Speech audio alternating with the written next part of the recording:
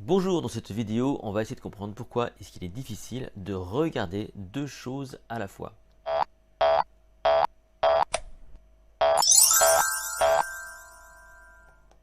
Et ça, vous l'avez donc déjà expérimenté, c'est-à-dire que vous êtes en voiture et c'est vrai que c'est quand même extrêmement compliqué à ce moment-là d'être à la fois focus sur la voiture et focus sur quelqu'un qui est à côté de vous ou alors lorsque vous essayez de regarder votre autoradio, de changer, on va dire, les stations. Donc ça, c'est extrêmement compliqué. C'est également extrêmement compliqué de faire attention à des éventuels pickpockets, c'est-à-dire que vous êtes en train de regarder quelque chose et puis, eh bien, à ce moment-là, votre attention étant attirée par une information extérieure, quelqu'un peut vous piquer votre portefeuille sans que vous vous en rendiez compte.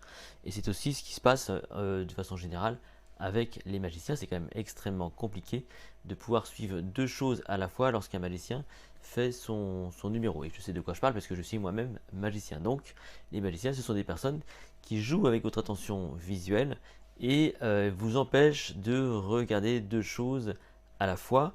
C'est ce qu'on appelle donc nous le détournement d'attention. Alors pourquoi est-ce qu'on a du mal à regarder deux choses à la fois?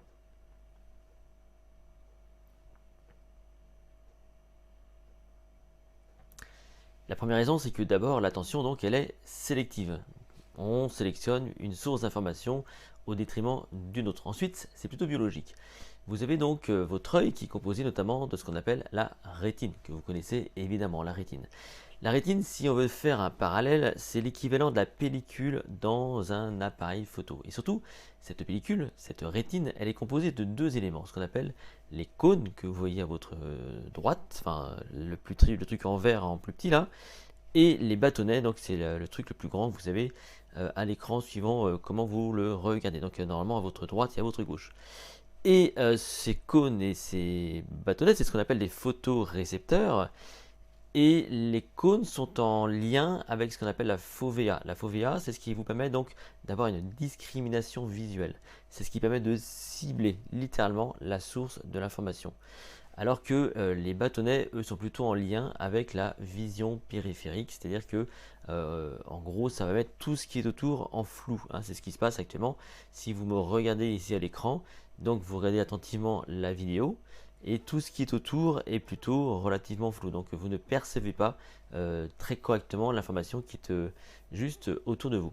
Et donc cette construction biologique, donc cette rétine avec ses photorécepteurs et notamment donc les cônes et les bâtonnets, permettent une transmission structurelle de l'information qui est hiérarchisée. Donc on va d'abord hiérarchiser l'information. C'est d'abord celle qui est focalisée par la fovea qui va être prioritaire par rapport à toutes celles qui sont aux alentours, donc en vision périphérique. Ce qui explique que voilà, quand je suis là, c'est pas que je vois pas ce qui est à côté. Par contre, c'est très flou et plus ça va, plus on va vers l'extérieur, moins on voit l'information et plus elle disparaît du champ visuel. Et donc c'est simplement biologique. C'est compliqué de voir deux choses à la fois et de toute façon, c'est pas recommandé de regarder deux choses à la fois, surtout sur les tâches qui peuvent avoir donc des conséquences importantes.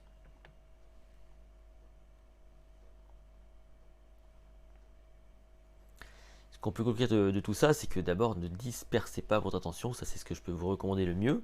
Habituez-vous effectivement à rester focus sur une information. La plupart des gens qui dispersent leur attention, qui ne savent pas focaliser et rester focus sur une source, en général, ont tendance à être distraites. Donc au final, c'est pas forcément une bonne idée.